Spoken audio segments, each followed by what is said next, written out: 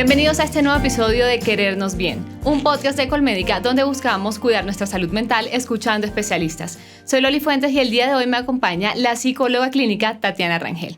Tatiana, ¿cómo estás? Hola Loli, buenas tardes. Muy bien, gracias. Bienvenidísima. Hoy quisiera hablar contigo un tema muy importante, pero antes de abarcar esta temática me gustaría que me contaras un poco más de tu trayectoria laboral. Yo soy psicóloga, tengo aproximadamente 8 años de experiencia.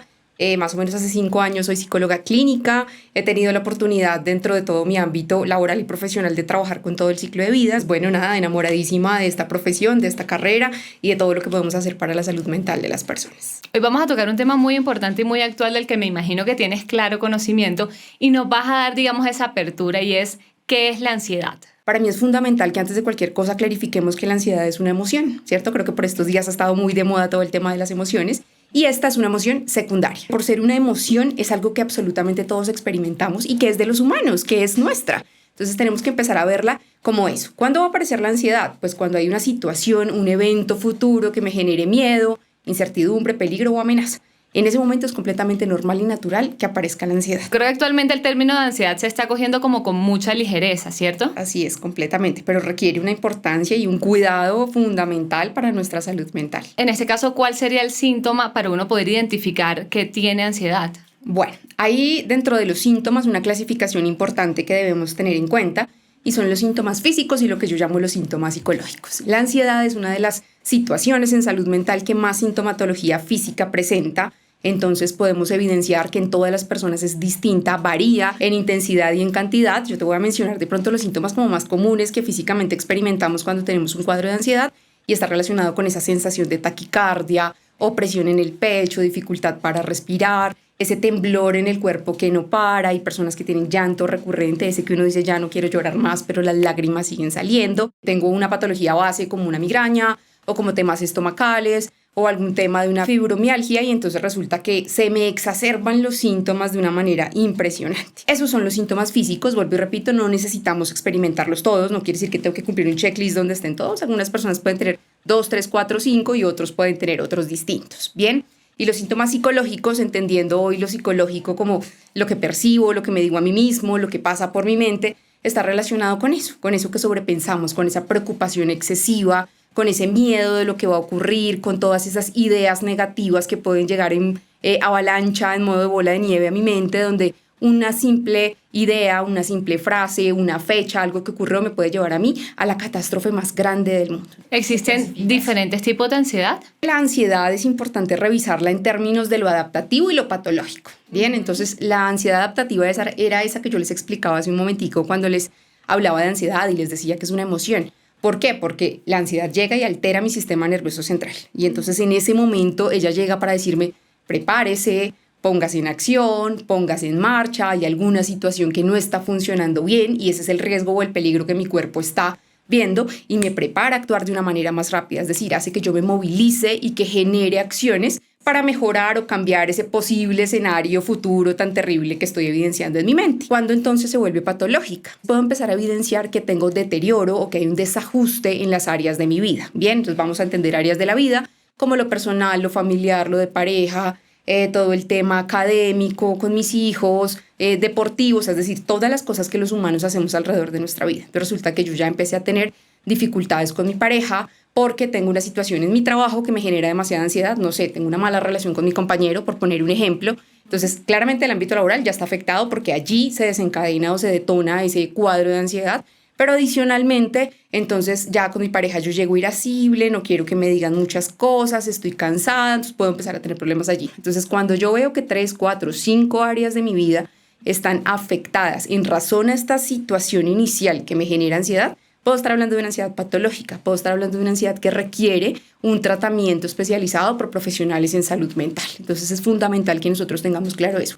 Si esto me está sobrepasando, si no es esa emoción que llega, actúa, se va y que yo puedo procesar y enfrentar, sino que se queda conmigo más del tiempo que debería y además afecta mis áreas de ajuste, puedo estar hablando de una ansiedad patológica. ¿Y cómo podríamos identificar un ataque de ansiedad? Es lo más parecido a un infarto, ¿cierto? Entonces, literalmente la persona siente que algo le está sucediendo físicamente hablando, es decir, me voy a morir, es lo que la persona empieza a pensar por los síntomas tan exacerbados que empiezan a hacer. Esa sensación de no poder respirar, esa sensación de taquicardia, ¿cierto? Entonces no me controlo y entonces por más de que intento respirar, de que intento centrarme allí, no puedo.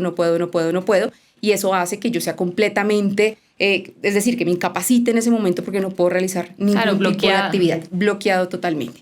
Ahí lo que más prima son los síntomas físicos, más que los psicológicos. Seguramente el psicológico lo llevó en algún punto a desatar el cuadro de ansiedad, pero priman los síntomas físicos en ese momento. Seguramente en este momento hay muchos mitos alrededor de la ansiedad. ¿Cuál es el más común o 2 o 3 que tú creas que vale la pena recalcar y dejar, digamos, mostrar realmente la realidad para no seguir creyendo en este tipo de mentiras que en algún momento alguien nos pudo haber contado? Uno de los más comunes es creer, y no solamente pasa con la ansiedad, yo me atrevo a decir que pasa con muchas otras cosas en salud mental, y es creer que es falta de actitud.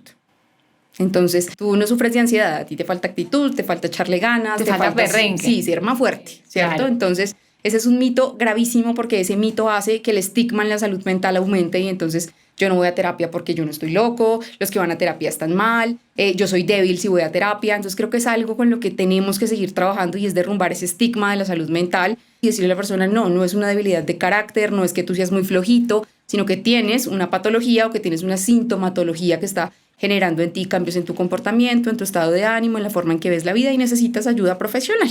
Otro mito importante cuando hablamos de ansiedad es que las personas creen que la ansiedad se cura con medicación y ya. La terapia combinada al tratamiento farmacológico es fundamental en muchos casos, es muy valioso, pero no me puedo automedicar. Sí, hay muchos casos donde la medicación es fundamental, pero es el médico psiquiatra quien debe determinar eso. O sea, los mismos psiquiatras a veces ni logran encontrar, o sea, para encontrar el medicamento y el modo perfecto es un proceso largo. Es un proceso largo. Otro mito importantísimo de la ansiedad tiene que ver con el hecho de que las personas creen que si yo evito lo que me genera la ansiedad, entonces ya se fue la ansiedad y no sufro de ansiedad. La única manera de atravesar la ansiedad y cualquier emoción, pues es enfrentándola, haciéndolo... Una exposición gradual. Exactamente. Para culminar un poco, ya entonces tú como profesional, ¿qué herramientas crees que nos sirven para poder lidiar con este tipo de ansiedad? Cuando hablamos de una ansiedad adaptativa, ¿cierto? Que es la ansiedad que todos experimentamos y de la que veníamos hablando, es fundamental aprender a respirar. Entonces, más o menos hay 15 formas de respirar conscientemente. Para el manejo de la ansiedad, la que está más, digamos que indicada, la que tiene mayor evidencia, es la respiración diafragmática o 4x4. Entonces, es fundamental aprender a hacerla. Yo siempre les digo a mis pacientes, pero no la hagas en la crisis, no la hagas cuando ya tengo el ataque de ansiedad encima, porque seguramente vas a hiperventilar y va a ser mucho más difícil controlarte. Esas son cosas que debemos habituar. ¿Esta respiración 4x4 cómo funciona? Con el diafragma, que queda más o menos aquí en lo que coloquialmente nosotros conocemos como la boca del estómago. Entonces lo ideal es que yo pueda tomar esa respiración de una manera muy pausada, muy lenta, ¿cierto? Y que en 4 tiempos inhale, en 4 tiempos sostenga el aire aquí. Yo siempre les digo a mis pacientes, es como, haz de cuenta que si estuvieras inflando una bombita, estas de caucho de cumpleaños, de fiesta que tengo aquí y tengo que inflarla, ¿cierto? Sostener ahí el aire un momentito y exhalar por la boca muy, muy suavecito, contando en 4 tiempos. 4 para inhalar, 4 para sostener, 4 para exhalar, porque claro, la respiración habitual, un ejercicio importante para saber cómo respiro es poniendo una manita en el pecho, una en el estómago, y por lo general todos abrimos el tórax. O sea, cuando yo tomo aire, hago es esto. No, esa es la respiración habitual en piloto automático que sirve para muchas cosas, pero no para la ansiedad. Es intentar que sea como si estuviera inflando el estómago. Muchísimas gracias, Tatiana, por brindarnos esta información tan valiosa. No, Loli, a ti, gracias. Para mí es fundamental que sigamos trabajando, como lo decía hace un momento, en el estigma de la salud mental.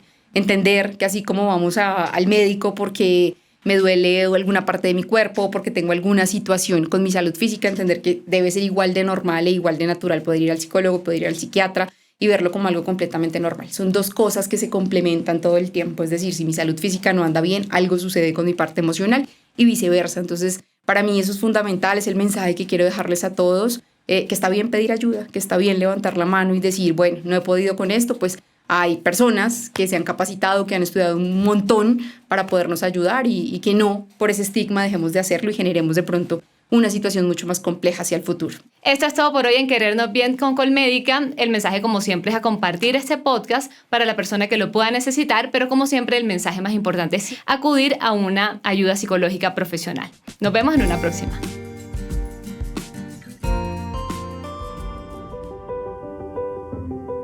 Javier, un hombre de 28 años, decidió buscar ayuda psicológica después de experimentar varios meses de ansiedad intensa que comenzaron a afectar su vida diaria. Durante este tiempo angustiante, había notado un aumento en su preocupación constante por el futuro y los problemas en el trabajo. se le dificultaba concentrarse y dormir bien por las noches.